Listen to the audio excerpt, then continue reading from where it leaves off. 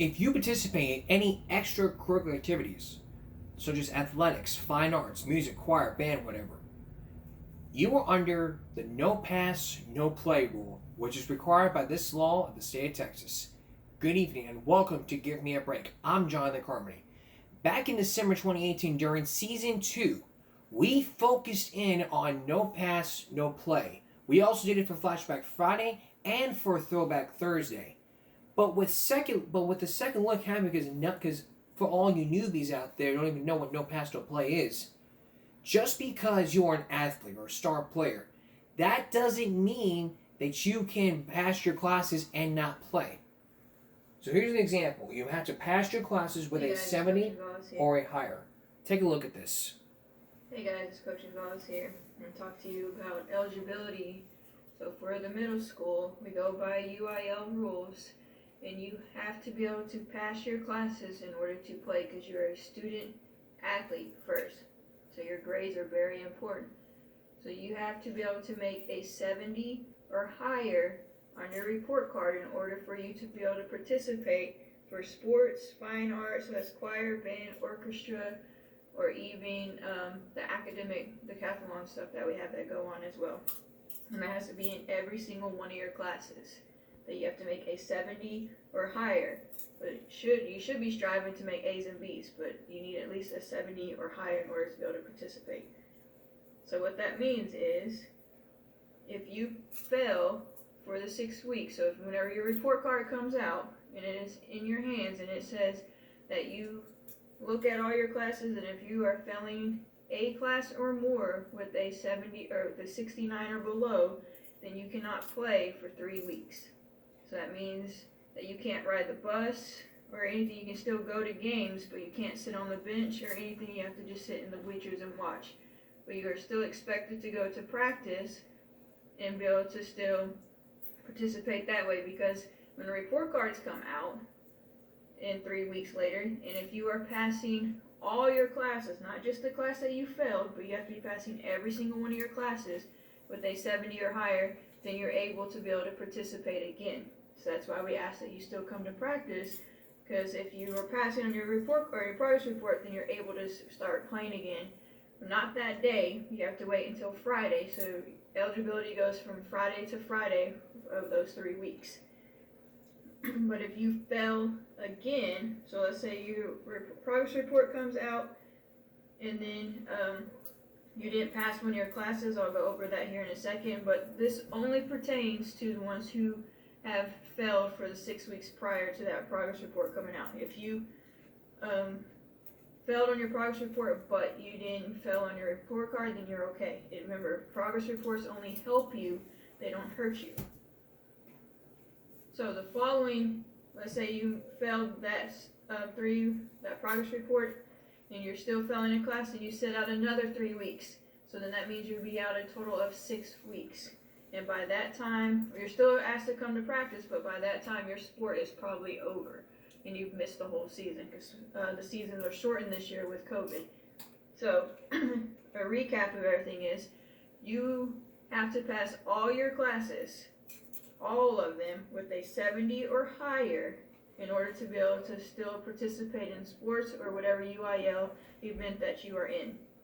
So if when your report card comes out and you fail one class or more, then you are ineligible and you have to sit out 3 weeks. And you have to wait until your progress report comes out. And when your progress report comes out, and if you are passing a class, then you're good to go and you can play again. If you're failing a class, you have to sit out another 3 weeks and wait till your report card comes, and then you have to be passing all your classes then. And if you are, then maybe you can play, or your season may be done, or you'll have to wait again till another progress report comes out, and then by that time it's probably a new sport. So remember, it is only for ones who are failing for the no pass, no play for the progress report, which we'll explain to you again as the season goes along. But progress reports are only there to help you, not hurt you, if that makes sense. It's the progress reports. Y'all don't care about your progress reports? I get it. You have to understand, though, that no pass, no play exists everywhere you go. Any school you go Rachel's to. RX Bar Nut Butter and Oat has 10 grams of delicious protein. Look at this.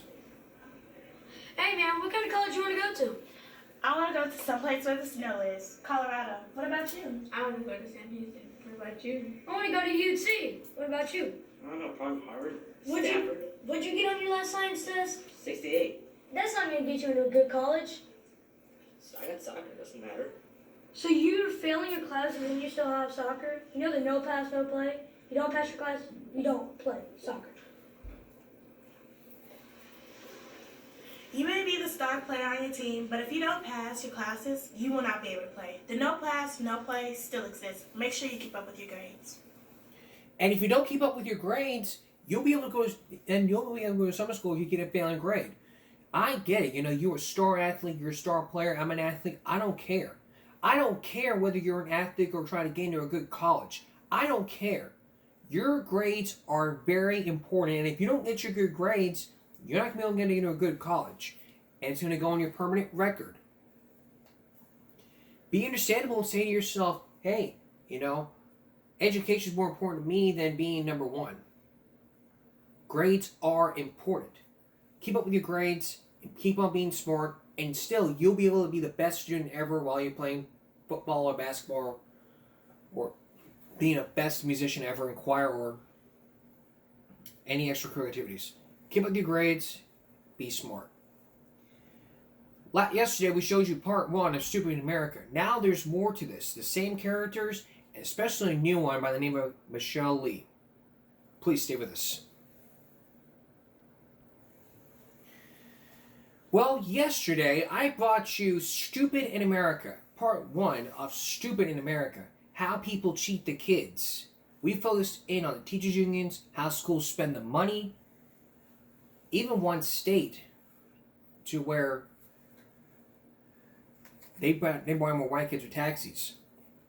We also focused on the teachers' union. But there's more to this. Just look at this graph.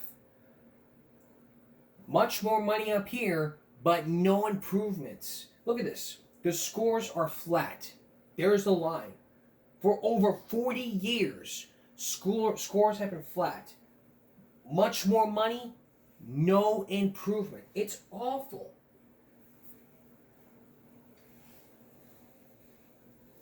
It's awful. And believe me,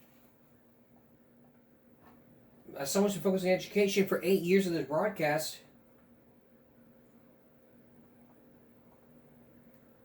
there may be some improvements like you never even heard of before until it's too late. Tonight, there's more to Stupid America than meets the eye. We're taking you now to charter schools, to where they spend less than the school board. How does that work? Here's John Stossel. But school is boring. No! Yes, it is. I know. I went to school. Grade school was boring. So was high school. So was Princeton. Except for the party parts. But 4th grade, you have to learn reading and writing. That's work. Reading is work, but it's rockin' awesome. Rockin' awesome? And these kids say school is fun? Yes. How is it fun to learn? They just teach us in a fun way. So you guys look forward to going to school in the morning? Yes. These kids attend one of those new charter schools. Free public schools, but their charter lets the school escape the bureaucracy of regular schools, including teachers' union rules. This school enrolls the inner city kids bureaucrats label at risk of failure. But these kids learn. Devin is 100% on top of her game right now. Going to our school is a ticket to educational success. This woman runs several charter schools. All get outstanding test scores. You do this all with the same money the public schools get? We actually do it with less, $4,000 and $6,000 less per child. How? For less money do they get the kids so interested? You're interested in math and Yes. Reading, writing. But learning is work. The school day here is longer. Kids often stay till 5 p.m. Charter teachers can be asked to work more than the union would have allowed. They told us they don't mind. But you're going to burn out. Why aren't you ticked off? that's not an option for us because we kind of have our eye on the prize with these kids. They use all sorts of new teaching techniques. Sometimes teachers wear earpieces during class and then they're coached by their bosses. What are they telling you?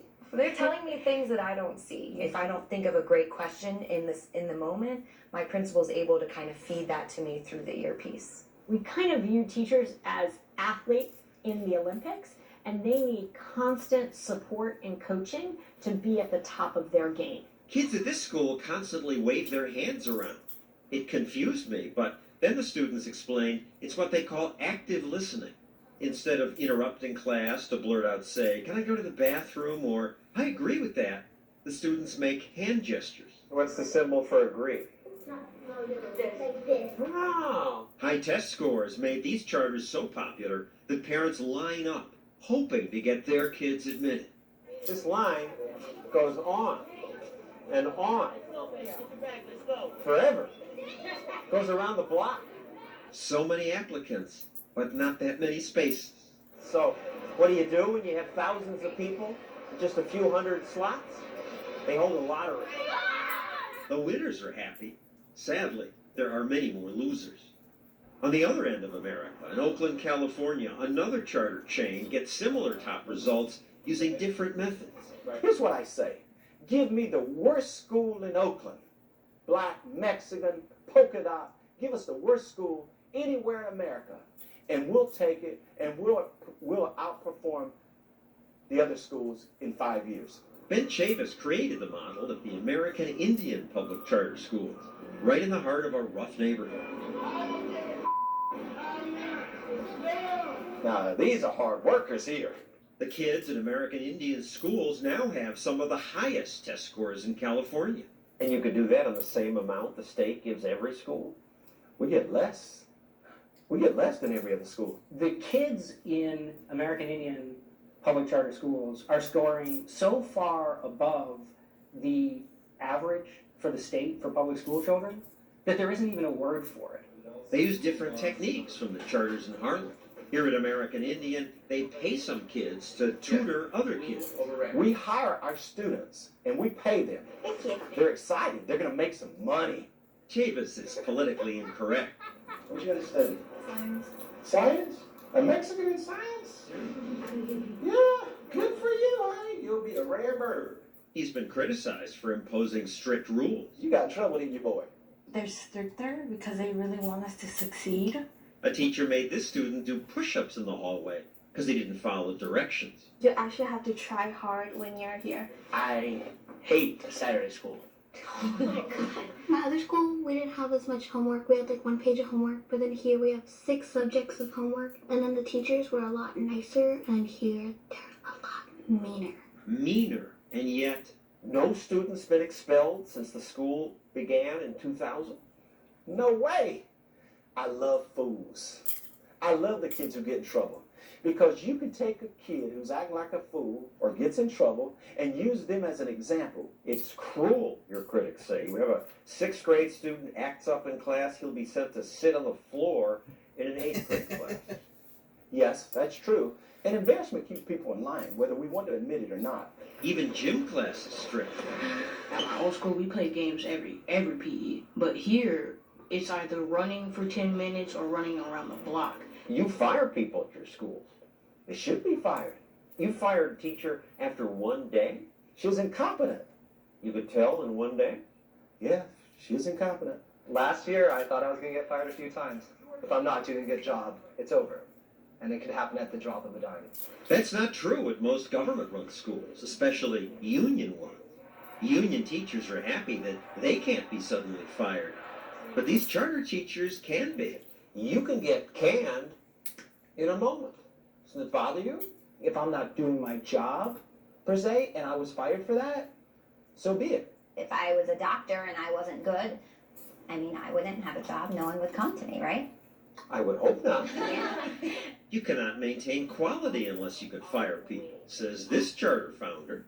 It's as many as we must and as little as we can. Have you fired more than 10? In 3 schools in 8 years, yes. But while bad teachers might get fired, good teachers are given freedom. They can choose their textbooks, their teaching methods, as long as they, every quarter and every year, make sure that the students are learning what they need to learn at the end of the day. In Harlem, 43% of 8th graders get passing grades in state math tests. 100% of her kids pass. So, if such charters work, why aren't there more of them? Don't be fooled! Avoid charter schools! Because unions and supporters of traditional schools hate charters. This protest occurred outside one of Eva Moskowitz's charters. Eva Moskowitz, let's go! I hope it's not personal, but it may be. This union boss doesn't want charters in what he calls his schools. Over my dead body, they're gonna come there. Does he get to stop them? When we return, I'll confront the unions about that and other strange things union bosses said, like, we shouldn't judge teachers by how well students do on tests. But how do you know if they're learning anything? I know my kids are learning when I look in their eyes. What? That phrase, plus more stupid in America, and the teachers unions get funded by John Stossel when we come back. Stay with us. If you went up to a teachers union in your state and say, hey, charter schools are better than you dumbasses, they'll march down your doorstep because teachers unions don't take criticism very quietly. Hey, teachers, charter schools are better than you. Not only would you roast them, but they'll go march down your doorstep all crying. I'm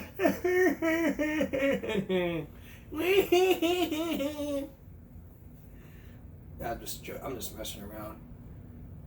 Charter schools and public schools are all equal. Period. There's more, but competition makes everything better. As you're about to see from this one, like I talked about. After the original Super American was airing months later,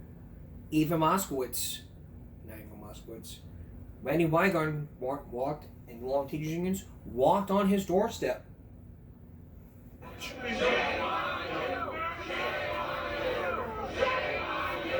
The teachers union, 5 million members strong. This group is mad at me. We are here to demand an apology from 2020's John Stossel. I had done another show called Stupid in America that said it was impossible to fire bad teachers.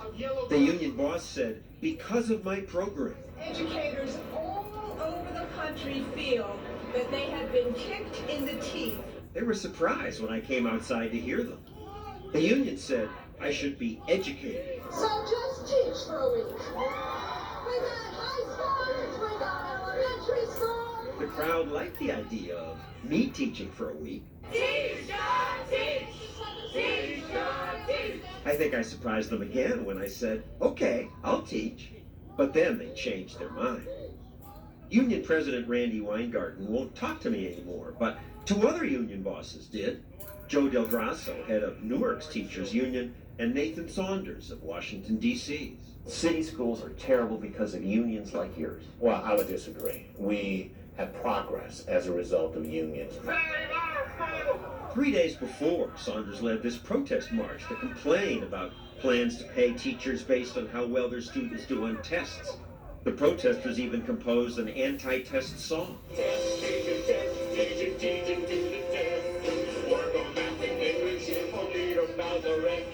I think I know why the union doesn't like testing. Your results are awful. They're among the lowest in the nation. You make an argument that it's the lowest in the nation based upon the test scores.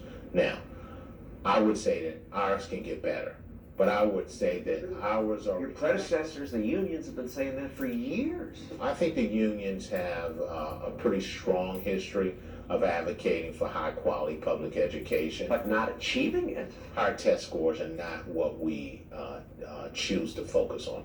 We choose to focus on teaching kids. But how do you know if they're learning anything if you don't test them and compare? I know my kids are learning when I look in their eyes. The protesters had celebrity support. Actor Matt Damon. He was asked by a woman from Reason TV about the rules that make it hard to fire union teachers. In acting, there isn't job security, right? Why isn't it like that for teachers? You think job insecurity is what makes me work hard? Well, you have an incentive to work harder, but if there's job security. It's not an incentive. That's the thing. So you take this MBA style thinking, right? MBA style, business school idea. Well, yes, charter schools, vouchers, even Obama's race to the top are based on the idea that competition's good. If kids are free to take their school money to any school, competition among schools, including for-profit chains, will force all the schools to get better or go out of business. The best schools will expand. But the unions don't like that market competition. There's a profit motive behind all of this extra testing. We need to get the corporations out of the schools. The union says school choice would enrich corporations, but further impoverish poor teachers. Business types of every stripe is suddenly concerned over greedy teachers and the riches that they earn. Teachers paid enough? No. You got some teachers making over $100,000 a year. And they aren't making enough. Matt Damon agrees with that. His mom's a union teacher. A teacher wants to teach. I mean, why else would you take a salary and really long hours? Teachers make a salary? Well, maybe to Matt Damon. But today, American teachers make more per hour than accountants, nurses, architects. I can guarantee you this. It's not about the money. Kevin Chavis is a former D.C. politician. When I was chairman of the Education Committee on the D.C. Council, I gave the school system $300 million new dollars. Teachers got more money than ever to educate 10,000 fewer kids, and the test scores went down. Now, what they did do, they grew central office. They had more deputies to the assistant, to the deputy to the assistant. They grew the bureaucracy. And the former district chancellor, Michelle Reed, found that the bigger bureaucracy didn't even get school supplies to the kids. Walking into schools and seeing that there were no books in the library, kids didn't have supplies and pencils, and then the following week I visited the warehouse of the school district where there were boxes and boxes of books and scissors and glue. And So why didn't they get to the school? exactly, that was the question. That Why didn't they get to the school? it was just a complete and utter sense of dysfunction and the lack of accountability. It's a reason they call the school bureaucracy the blob. It's like this blobby Jabba the Hutt thing that can't be budged. The blob is the teachers' union, janitors' unions, the politicians, the school board bureaucrats. And if you try to make it change, the blob says, We don't do that here. We have to requisition downtown. We got to get 4 or 5 people to sign off. The deputy director of curriculum has to say this is okay. It's crazy. both union leaders escape that bureaucracy. You went to private school. That's correct. It kind of made me feel that I had better do pretty good in that school, or else. Or else. Coming up, why can't other people choose education? And later on, Michelle Reed, when she started firing teachers, upsetting the apple cart. And also, why does it cost $250,000 to fire one bad teacher? What's wrong with these people? Please stay with us. Nancy Pelosi, Hillary Clinton, Al Gore. Those are the three people that went to private school. But could the former president find a better education place for his children? Take a look. The people who are making the rules already have choice. You know, the politicians, and I used to be a politician, the politicians have choice. Yet all these politicians who sent their kids to private school oppose school choice for regular people. Thank you for taking my question, President Obama. I wanted to know whether or not you think that Malia and Sasha would get the same high-quality, rigorous education in a D.C. public school. If I wanted to find a great public school for Malia and Sasha to be in, we could probably maneuver to do it. But apparently, he didn't want to. The president now sends Sasha and Malia to Sidwell Friends. It's the same school the vice president's grandkids attend. Tuition, $32,000 a year. And the union leaders? You went to private school. That's correct. I graduated at Catholic High School. Joe Del Grasso is head of Newark's teachers union. He's a tough negotiator. At this school board meeting, when the chairman said he'd used up his speaking time, Del Grasso marched up to the front to demand more, saying, "My union contract mandates 7 more minutes than I got." The rigidity of this stupid union contract is why the kids suffer. Your union is the problem. I think you know better than that. Del Grasso opposes letting kids escape his rules by, say, allowing them to attend charter schools in existing school buildings. Over my dead body, they're going to come there. Now, I'm going to be there and physically try and stop them. There's certain things that don't mix. Oil and water, you can't emulsify them. There's no room? There aren't these half-empty schools? There's not half-empty schools. Del Grasso says charters favor rich kids. But Newark Public Schools spend almost $400,000 per classroom. The charters get less. Not that much less. But they get less. It's hardly the rich versus the poor. I'm happy for them. We don't want Then them. let them into your schools. Don't want them in our schools. Why should they? You're not happy for them then. Well, listen, does Fox and CNN, are they in the same building? I don't think so. But Fox and CNN can't banish the competition. Competition's good. Competition is why we have Fox, CNN, and MSNBC. When you have a choice of what channel you're going to watch or what school you attend, competition makes things better. Del Grasso understands that about his own education. My mother paid for me to go to it, and it kind of made me feel that I had better do pretty good in that school, or else. Well, it sounds like you're arguing against the unionized public schools. I'm not arguing against them. Most of the independent schools are still Catholic schools, doing a great job for less than half the money you spend. No, I wouldn't say that. 17,000 versus 5,000. John, tell them to have another bingo game and get it over with. Catholic schools fire bad teachers, but government-run schools really can't because teachers get tenure. Why have tenure? Most professions don't have tenure. When you went into organized crime, you got to be a made person. There was like a ceremony, but nothing getting tenure, which is a nice thing. And it's kind of like organized crime. You're in forever unless you die or are killed. Well, you know, there's that perspective of it. You're a good teacher. There shouldn't be a problem with it. Well, here's one problem. Not every teacher is good. Some are really lousy. It's impossible to fire these tenured teachers. Why? Because there are a million steps. No, there aren't. There's only one. It's not one step. It's all these steps. Let's see. This is the list of steps required to fire a teacher in my town. This is why most principals don't even try. They look at the list of appeals, like this one, and just give up. Or they push the worst teachers to transfer to another school. That's such a common way to avoid these rules. There's even a name for it. The dance of the lemon. It would be funny, except these rules leave some kids stuck with terrible teachers. This is crazy. This former police investigator says it takes years to fire even an abusive teacher. Lots of people said he hit kids. The kids said it. Lots of people said he hit it, and other teachers said it, that were present in the classroom. Took me 4 years, $283,000, $127,000 in legal fees, plus what it costs to have a substitute fill in, all while he's sitting home having popcorn. Still being paid by the state. Still being paid by his district. He couldn't even fire the teacher who faked his doctorate.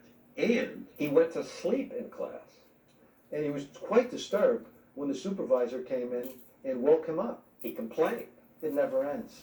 It never ends. It never ends.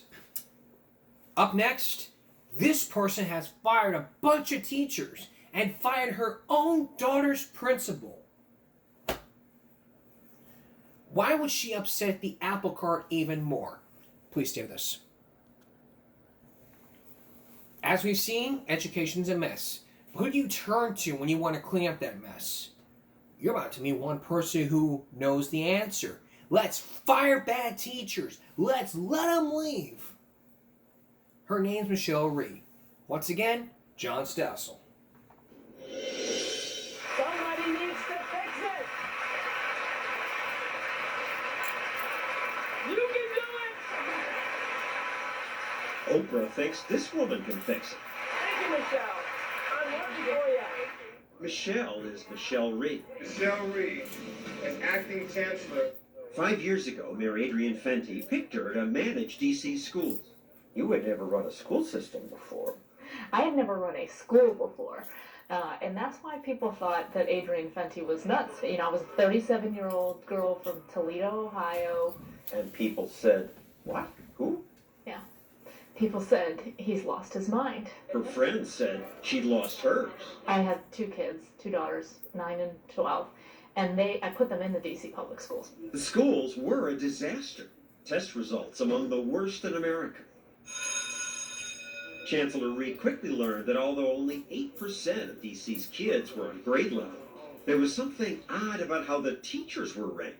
When I looked at the performance evaluations of the adults in the system, How good is the adult doing? right, how good are the teachers doing, I found that 95% of the adults were being rated as doing a great job. So how can you have a system where all of the workers are thinking, we're doing a great job, a great job for our kids, and what we're producing for them is 8% success? She visited schools and saw empty classrooms. I walk into this one school. I go into the first classroom, 5 kids in the classroom. Second classroom, 9 kids. Third classroom, 3 kids, 7 kids. I'm thinking, what's going on? So finally I get to like the 5th or 6th classroom, and I asked the teacher, I said, where are all the kids? And she said, well, it's Friday. I thought, really? I just couldn't believe that was the answer. So I said, is that all? And she said, no. I thought, great. Okay, she's going to tell me that some of the kids are on a field trip or something like that. And she said, it's raining too. But it turned out that not every classroom was empty. Attendance varied by teacher. So I'm walking through, I'm finishing, my visit, and I walk into one classroom, and there are 30 kids in this classroom. There, in fact, are not enough desks for the number of kids that were there. So there are kids sitting on the radiators and whatnot. So I go up to one of the kids, and I said, what do you think about the teacher? He said, this is my best teacher, bar none. As I was leaving the school, and this was about at 10 o'clock in the morning, that young man and 2 of his friends were walking out of the school in front of me. So I tapped him on the shoulder and said, excuse me, young man, where do you think you're going? And they said to me, well, our first period teacher, the one that you saw, he's great, so we came to school. But our second period teacher is not so good, so we're going to roll. And I thought, okay, this is not the picture that the American public have in their minds of truants. These children were making a very conscious decision to wake up early and to come to school for first period because they knew they were going to get something out of it, and then to leave after that because they weren't going to get any value out of it. And this great teacher, he gets paid no more than all the other teachers. That's right. Gets paid no more. If we were doing seniority-based layoffs, would have gotten laid off first. So Reed decided she'd pay good teachers more and fire bad teachers. And that did not go over particularly well. Reed must go! Reed must go! A few weeks into this, I was visited by my then general counsel, and he sort of comes rushing into my office, and he says, you've got to stop firing people. I said, why? I mean, if people are not doing the jobs that they're supposed to be doing, we need to move them out. And he said, well, welcome to DC Public Schools, where we never fire anyone. But you did fire a lot of these people. Eventually we did. Reed found a 90-day loophole that let her close some lousy schools and fire some teachers. There's nothing short of a firestorm surrounding the future of the DC public school system. 30 school principals are being terminated this No week. shortage of outrage tonight among parents and teachers. It was a plan, a plot, even before she took the job to get rid of people who have been around, who have tenure. So you fired 200 or 4,000 teachers, you closed 15% of the city's schools, fired your own daughter's principal. That was a chilly night at home. She upset families, communities, students, and teachers. A lot of people got fired. She said they deserve to be fired. The system needs change. Well, many of those thought she needed to be fired. People really hated you. Hate you still. Yeah. I was a Wicked Witch of the West. They called me the Hatchet Lady, the Dragon Lady, the Teacher Terminator. Big bad witch. Time magazine even put you in the cover with a broom. I actually took the broom to mean, sweeping house. The Blob didn't want their house swept. The union says poorly performing teachers need a second chance. Don't you have some union teachers who are just lousy? We need to lift up the low performers and help them do better. I have not. Not just fire them. Sorry, maybe teaching it's not for you. There's a cost to fire teachers. The quality of life of that person is deeply affected by that termination. So nobody should ever be fired? Well, what we should do is help people improve their skills. People would say to me, well, if a teacher is not effective, you should talk about spending the time and effort to professionally develop that person, right? I'd say, okay, but whose children are we going to put in that classroom for this year? Who are you going to practice on? Right. Who are you going to say, oh, and it didn't work out? Sorry. I mean, you only get one chance at first grade. So she changed the policy. I made a decision that we were going to do the layoffs by quality instead of seniority.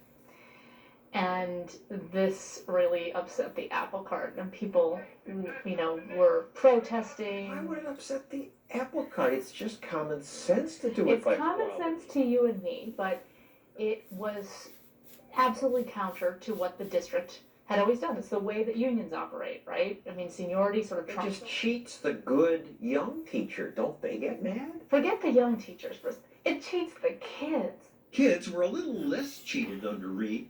Test scores went up when she was chancellor. But in the end, the union won. You can get her out. You can get Betty out. We're gonna fight. If we have to be here every day, all day, all night, we will. The mayor who appointed her was voted out.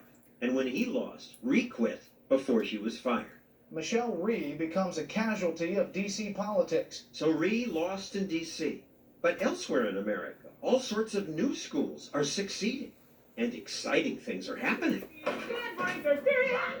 We'll look at those in New Orleans when we come back. And later on, this person decides to make school fun.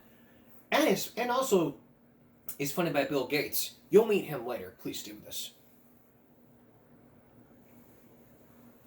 If you try to start charter schools, maybe you could be complaining like, oh, the bureaucrats make all these obstacles. It's too hard. Except in one town that you're about to visit, there is some chance out there. It's New Orleans, right after Hurricane Katrina. Hurricane Katrina on track to make a direct hit on the low-lying city of New Orleans. It happened because of a hurricane. And all eyes are on New Orleans, not only a famous city, but below sea level. This entire area will be underwater.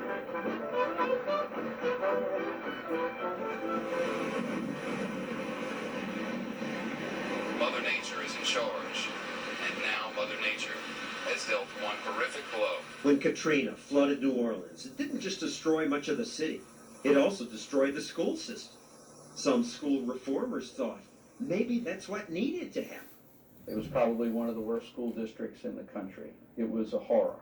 Before Katrina, how was schools at? I mean, they were just failing. The choice was, do you rebuild what was there or do you build something entirely new? Louisiana built something new. They made it easy for people to open charters. You tell the state, here's my plan. Ben Markovitz started a charter school called Psi Academy.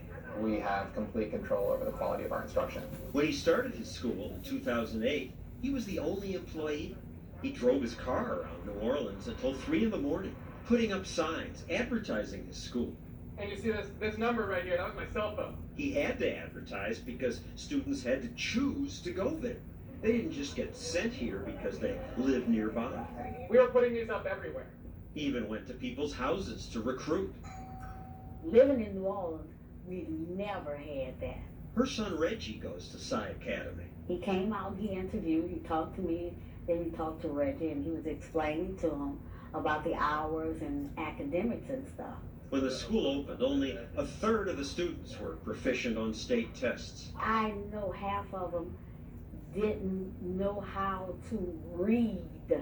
Now Psi Academy's test results are among the best in the city, even though the school itself is just a bunch of trailers. There's a plan in my mind to have a permanent building, but if you walk into a school and the first thing they tell you are complaints about their facilities, they're probably not focused on the right things. How did Psi Academy do it?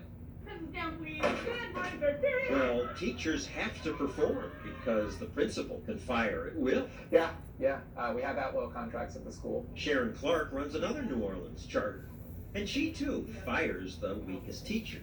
I call it freeing up a person's future. The charter law also allows parents to fire a school. If they don't like this school, they can send their kid to another. Sharon needs to work hard because she worries about losing her charter. Yes, every day, sir. Good morning, class of 2013! That competition drives schools to try different things, like this morning ritual at Psi Academy. Who are you? My father! My education is my future, and the future is now! How are you here? This seems a little cult-like, and some kids didn't take it seriously. But something worked. Oh, it is a major difference. Since he's been here, he's become more responsible, thinking. Even though I didn't like the school, at first, as I went to school, I started to want to go to college more because I saw how important it was. Now Reggie's mother is getting ready to start college, so Reggie tutored her for a test using skills he learned at Psi. This is how it should have been before Katrina. So this charter's grown from one employee into another school that's so popular it holds a lottery to decide who gets in. We are going to have a waiting list of about 200 students long. This is our first choice, by far. As you saw in Harlem, nervous kids and relatives sit anxiously, hoping their name will be called. Some go away happy. Most do not.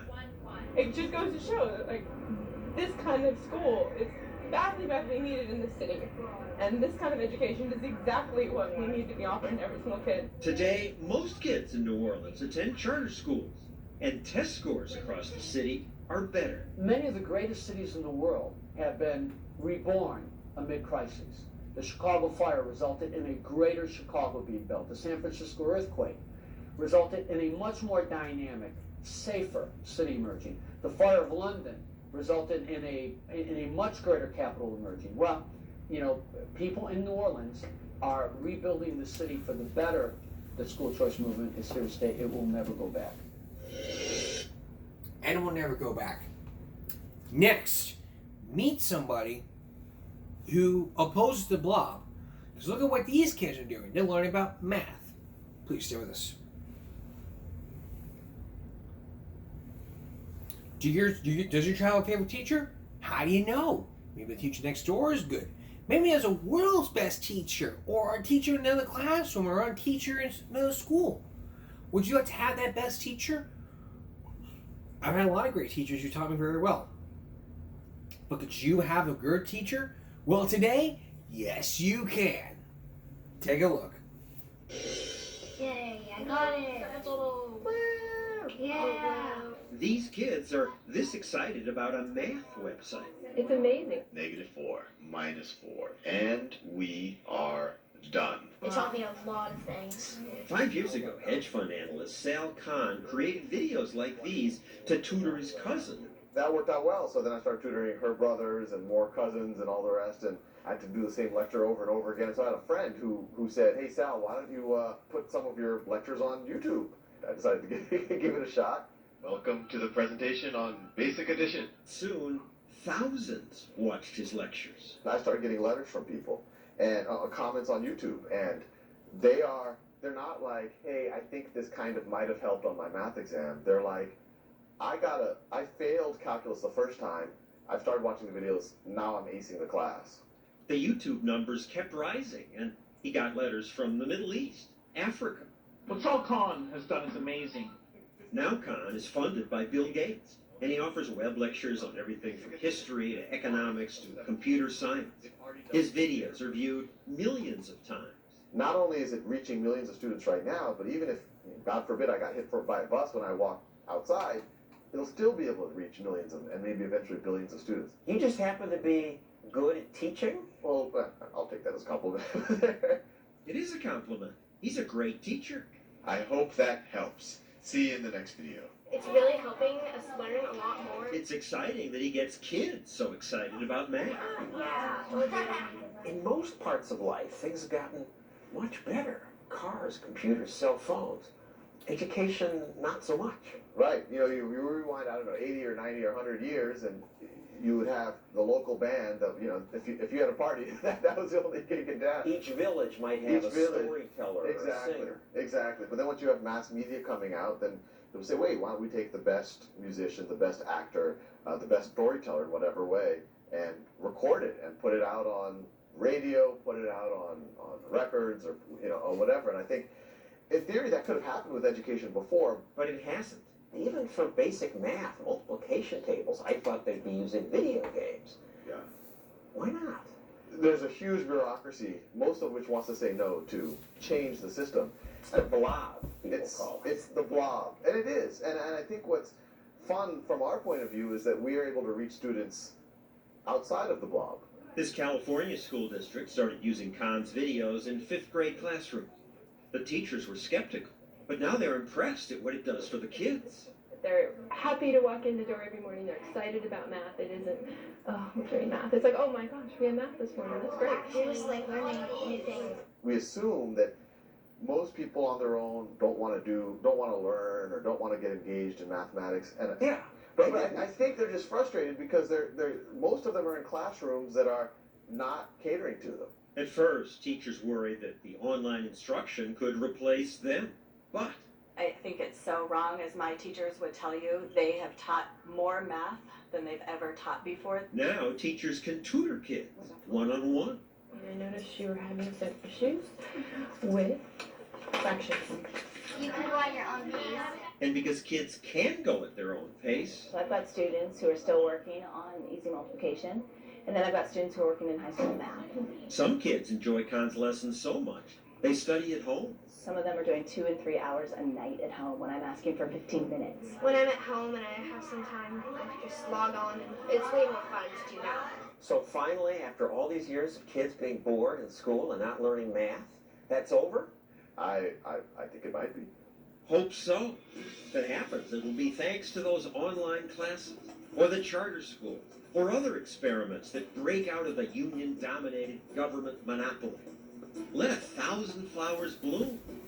It's competition that's given us better medicine, transportation, technology, everything. Don't our kids deserve that too? Yes, exactly.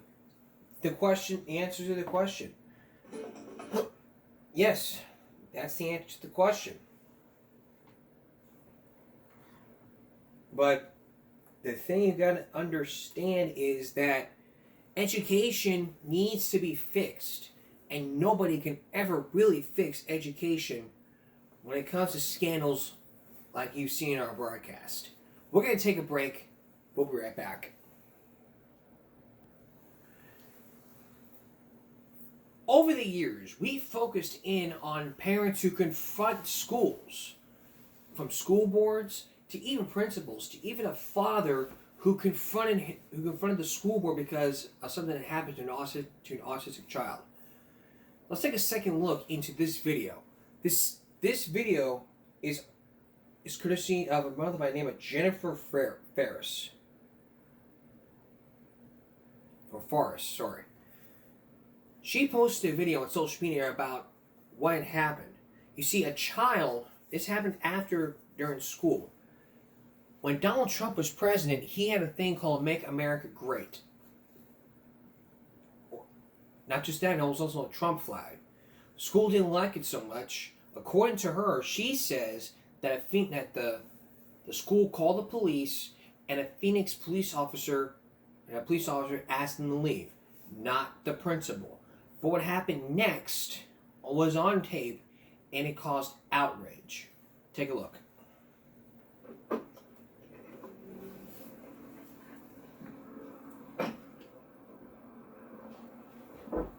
Oh, I should mention, this was the attorney. This was released, the full video was released by her attorney.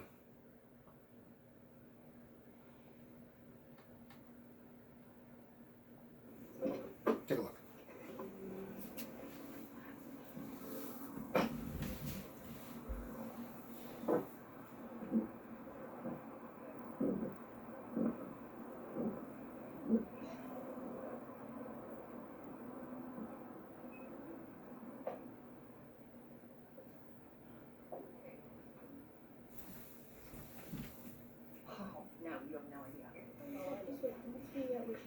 I've got Gary Harper on the phone. You do? Are you actually? Show me. No, I'm actually recording it, but Gary Harper is waiting for it. I've already talked to him. Channel 3 really wants to know all about this.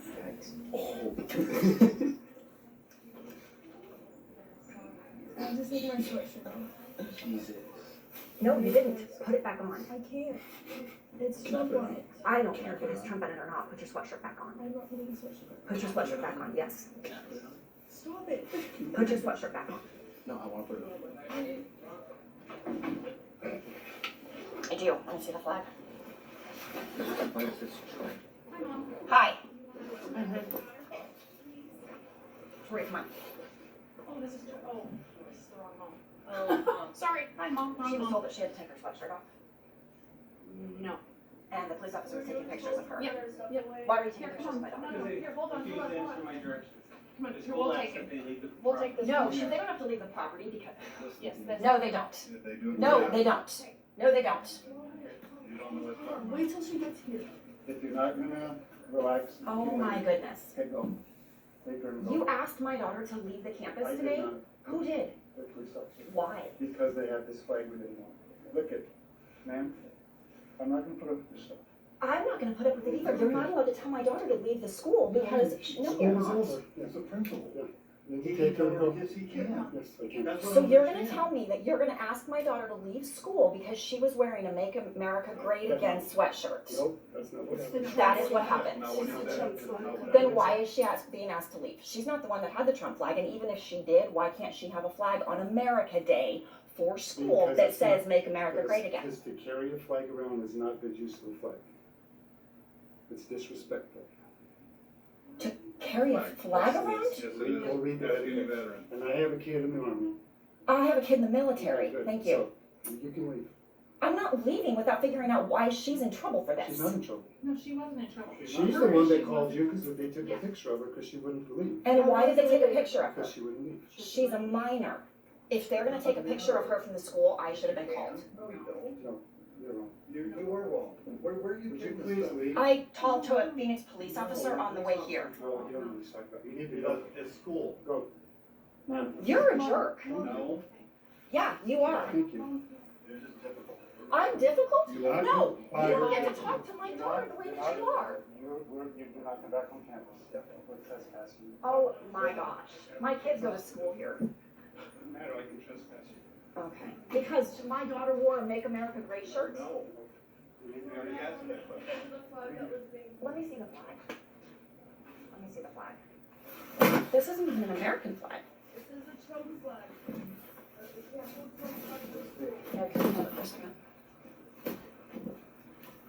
The news wants to even want this. Let me see.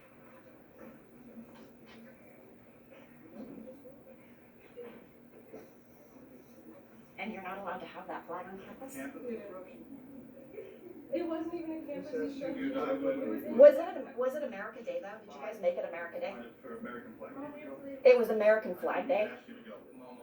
It was American Flag Day. It wasn't American. My daughter is in trouble and I'm not allowed to come to school. You've been trespassed for the first. You're not allowed on campus. Bye. So I'm trespassed from school because my daughter is wearing a Make America Great shirt? Is that right? I had to go the other way my truck is. Is that correct? I had to go the other way my truck is the other way home.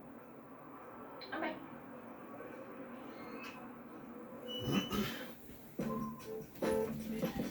There's a lot of things I want to say. A lot of things. First of all, why would a police officer take pictures of a minor? If you're under 18, you're a minor. This should have been asked by the parents. If mom and dad have been notified and say, hey, can we take a picture of your daughter? If she says no, then you shouldn't be doing it. But a lot of people are, there's no comments. This got over 2.9, this got almost 3 million views in almost 6 years. In almost 6 years. So it's been almost 6 years since this video was released. And now one person has commented saying, maybe something should have been done about this. And you're exactly right. Someone should have stepped up and say, hey, and what about that principal? You know, if I had taken a minute to talk to this person and say, hey, there's some questions I want to ask you. One of the questions would have been, sorry. One of the questions would have been, okay, did you get a call from the school asking if the officer could take a picture of your daughter? If she would have said no, because you always know the answer is going to be no. But if she had said not said yes, or if the kid's in trouble, the parent needs to be notified saying, hey, your child's in trouble, just go pick him up.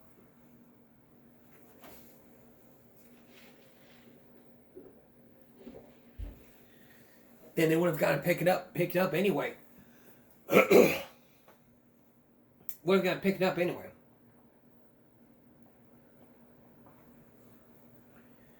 But this was a short video. And it was on Developing tonight. And it was on Developing the tonight. news. For it. The school says that's not what happened. We have video taken by one parent, but the district says there was more than the video shows, including the mother screaming and using profanity. But the video shows the mother arguing with school officials over whether her daughter was punished and what for. You told that she had to take her sweatshirt off? No. And the police officer was taking pictures of her? Yeah. Why were you taking pictures of my daughter? Here, hold on. Come on, we'll take this. Now, the district issued a statement saying it wasn't about the Trump gear. The district said there was a verbal altercation over a Trump banner, and the district asked that it be put away. They won't explain exactly what the punishments were handed out for, but cited a policy requiring students to follow administration and police instructions. And coming up at 6, we're verifying what kind of authority schools actually have over student speech and when It's freedom of speech. The First Amendment says you have the right to say whatever you want.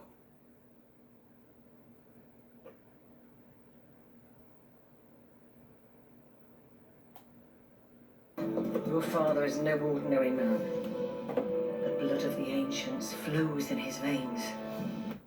President Trump gear vetoed in the classroom. Some students and parents claim kids at Perry High School and Gilbert were disciplined for their MAGA swag. School says that is just not so. ABC 15's Angie Cayley live with more from one of the students at the very center That was because of a video. of this controversy. The mom was trespassed because of her use of profanity. The kids were in trouble because of that swag. Who was in trouble here? Who was the victim? Both are the victims here. But the thing is, the school says you're not allowed to have that flag, not allowed to have that flag. That's a basic breaking of school rules. And therefore should be punished. Like, not being kicked off campus, not being taken a picture, that would have resulted in the confiscation of the item or items and or detention. That's just it. Confiscation, detention. No taking pictures, no suspension, no expulsion. Sit in a room for 1 hour, no talking, done. Did it happen? Nope. Because nobody cares. Nobody cares. What about the superintendent? Did he look this and go, okay. It's stupid. If the school says don't wear that flag, then don't wear that flag or don't wear any banter. If it's part of the dress code, it's part of the dress code. What rights do kids have? Well, probably none. We took a second look into hip use and the First Amendment rights. But now let's take a second look into getting suspended because you will not stand for the Pledge of Allegiance.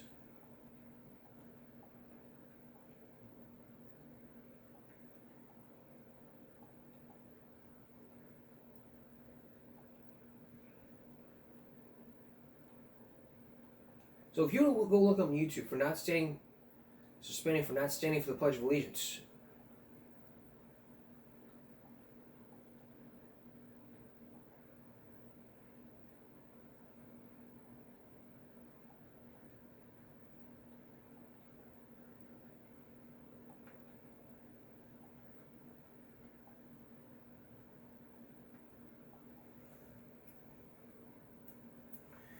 it'd be something like this. A 6th grader was asked to leave, refused to leave, and made threats.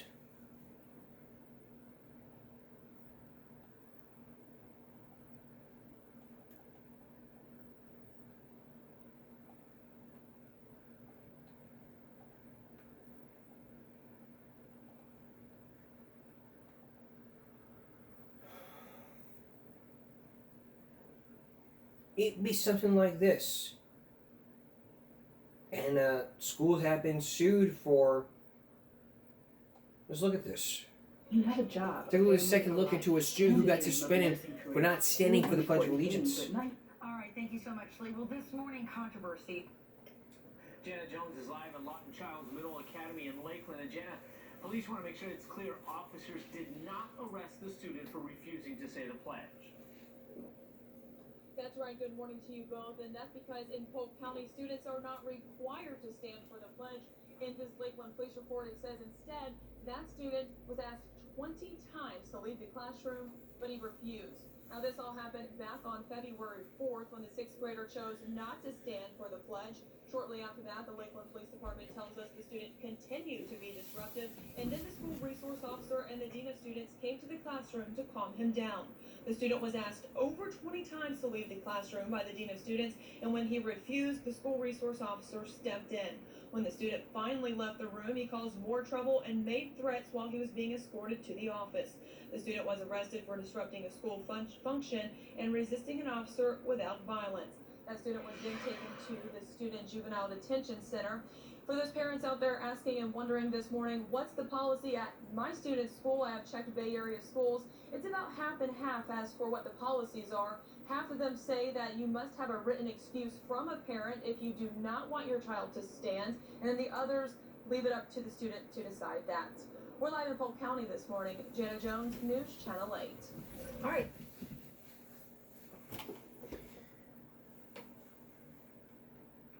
And this happened. Pledge allegiance. During a moment of silence, I don't say anything. And then when they say the pledge, I face my phone down and I just be quiet through the whole thing. And I don't stand and I don't say it. Jones and her mother claims the now 16-year-old is being harassed by her English literature teacher. Jones showed me this copy of a multiple choice test her teacher handed out this morning, asking students when a substitute teacher is present, should they refuse to stand for the pledge and then abruptly walk out of the classroom rather than take responsibility for their actions and simply discuss your choice in a mature manner. I was feeling good until the last question came up, and I'm like, I know this is about me because nobody else had did this before in his class. And I just felt kind of like really disrespected and like wrong and stuff like that for what I did. She was a direct target, and that's a form of bullying. The same thing that they, try to encourage these kids not to do. That's, you targeting her, you're bullying her. When I told her to leave the matter alone, when I first heard about it, but you want to bring it back up. And so I just think it's immature and it's disrespectful. I pledge allegiance to the flag. The Pledge of Allegiance in most schools has been a tradition since it began on Columbus Day in 1892. The Edwardsville School District released this statement in regards to their school policy. Edwardsville High School's practice does not require students to stand when the Pledge of Allegiance is said, and as long as the student is not disrupting the class, I cannot comment on employee issues.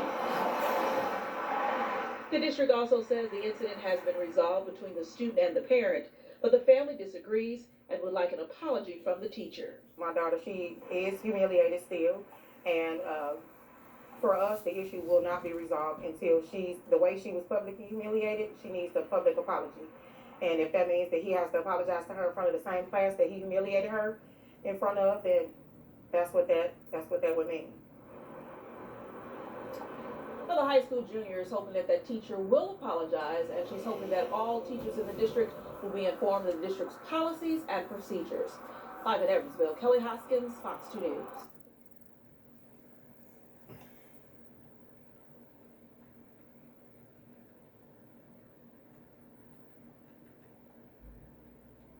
There's actually more to the Pledge of Allegiance, including this one. This teacher snatched a kid who wouldn't stand for the Pledge of Allegiance.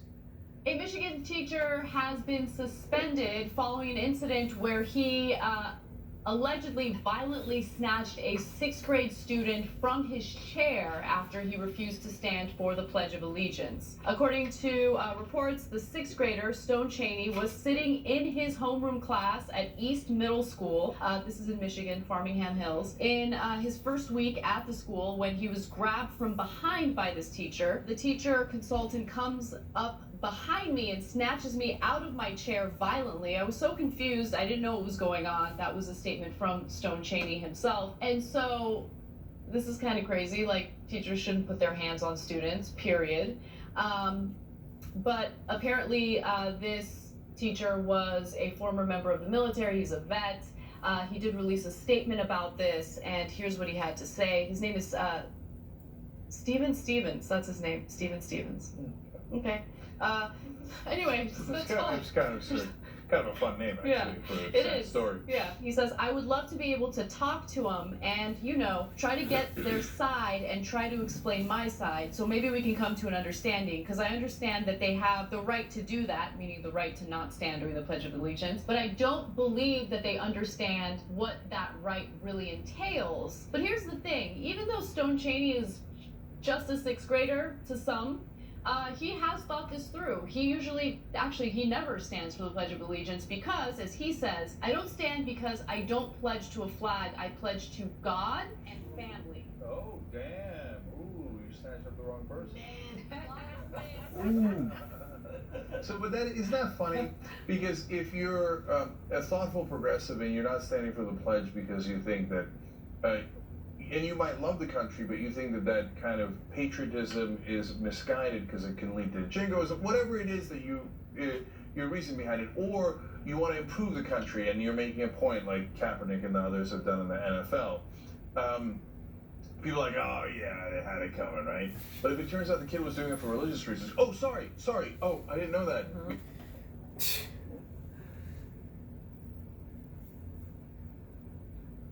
Okay, here is one more that you may not like. I showed you this when our season premiere happened. Okay, class. Think about this. Let's role play the scenario. Okay, class. Today's foreign language week. Let's pick a language and sign the Pledge of Allegiance. Let's Pledge of Allegiance in that language. And it would be something that a country everybody hate. Arabic. And oh my God, I got to speak Arabic in America. A school in New York decided, hey, you know what? We have foreign language week. So let's pick a language and let's read the Pledge of Allegiance in that language. It happened to be in Arabic, and what happened? Everybody's heads exploded. Oh my God, what are you doing? How could you speak Arabic in an American school? It's foreign language week. What? So what if they had read it in Chinese? What would happen? Like, oh my God, you're letting Red China take over. This is New York. What's wrong with you? Oh, the Russians are going to take over if you say it in Russian? No, you're pledging allegiance. Like, for example, if they were actually Arabs, and they're not, they're kids who were learning foreign languages, and they said the American Pledge of Allegiance, wouldn't that be a good thing? We went to go liberate Iraq, didn't we? Aren't we supposed to be on their side? What a joke. You just hate Arabs. So the whole school is up in arms. The parents are up in arms. School Superintendent Joan Carbone received complaints from military and Jewish families. What? Hey, knuckleheads, the ones in the military. You went to liberate Iraq. You went to liberate Afghanistan. They speak Arabic in Iraq. In Afghanistan, they have many different languages. In Iraq, there are other languages, but predominantly Arabic. You don't like those people. You didn't want to liberate them. You wanted to kill them.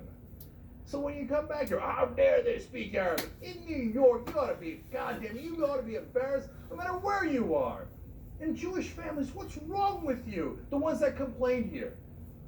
I mean, who would complain if they did it in Yiddish or Hebrew? Why would you complain? What's wrong with that? It's celebrating our diversity. Why are you complaining when they're doing it in Arabic? Why? Are you opposed to all Arabs? I mean, you're throwing yourself under the bus. You're embarrassing yourself. Look at what you're doing. So, okay, now a written note got put on a car shield, on the windshield of a car for one of the people that are the administrators in the school. It said, "We live in America. Speak English." And what happened? They caved. You got these insane threats, and you're going to buckle to that? Of course they are. So here's Principal Aaron Hopmeyer. He says, "We sincerely apologize for having the Pledge of Allegiance recited this morning in the high school in a language other than English." think we would have had the same trouble if they recited it in French? I don't think so. You think they would have the same trouble if they did, I mean, you name any other language. German, Spanish. Maybe in some areas of the country, if you did it in Spanish, you might get the same, well, we're in America, you speak English here, right? That's very possible. But notice they only complain about languages that they don't like. It's really grotesque. Finally, Carbone told the paper that the gesture was something that was supposed to be good, but turned out not to be. Yeah, that's right. You were trying to do a good and decent thing, teach kids foreign languages, openness to other ideas, diversity, all these wonderful things, right? And instead, what happened? The community rose up in its anger, fear, and hatred and crushed it. You must be so proud. What a great irony that they're doing this in regards to the Pledge of Allegiance to the United States of America, whose whole point is supposed to be that everyone is equal. Everybody is equal. Oh my God, you got speaking in Spain. You speak a man. I bet you speak some English, dumbasses. If it's foreign language week, then you can recite the Pledge of Allegiance however you want. We're Americans, speak English. I don't know what that would be like, but there we go. But the thing I understand here.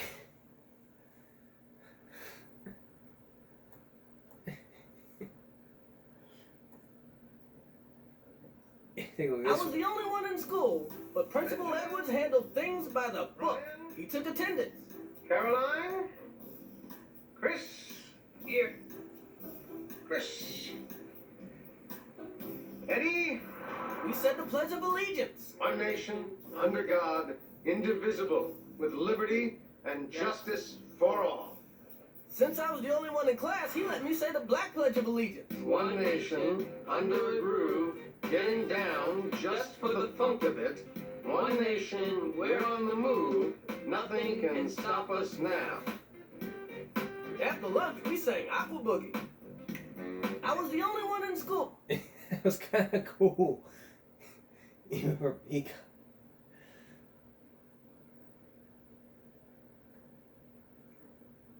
But let's look at the phrase, The Queens of Peace High School in North Arlington. The girls at this high school. But if you were to Google what the phrase Pledge of Allegiance means,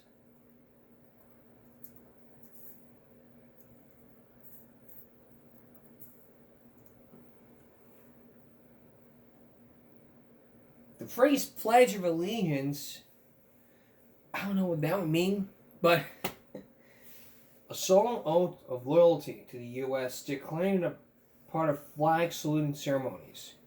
It's an oath. The Pledge of Allegiance is an oath.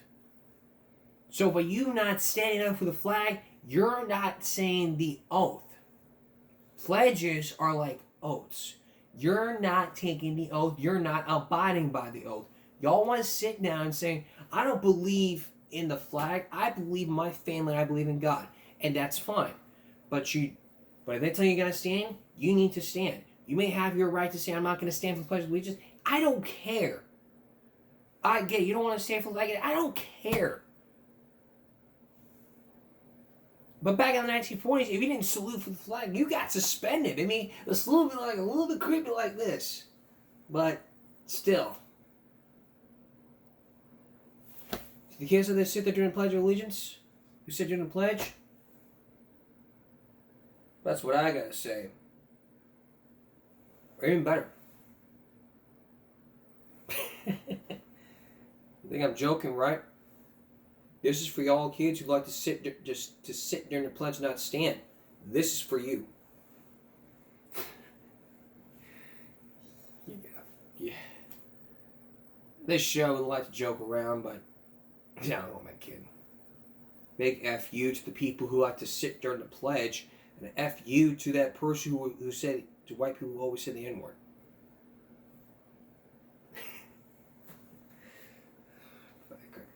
I'm Jonathan Kermer. Follow us here on YouTube. Give me a break. Stop bullying. Speak out. Concentration, not strength. No jaywalking. I'm sorry for middle fingers. That's all for this edition. Give me a break Sunday going into Monday. We'll see you again for Give Me a Break Tuesday. Tuesday, Friday, Tuesday, Wednesday, Thursday, Friday, 4 nights a week. Back to 4 nights a week, unless we do part 2 like this. For all of us here, YouTube, give me a break. Stop bullying, speak up. Concentration, not strength. No jaywalking. Good night, everybody.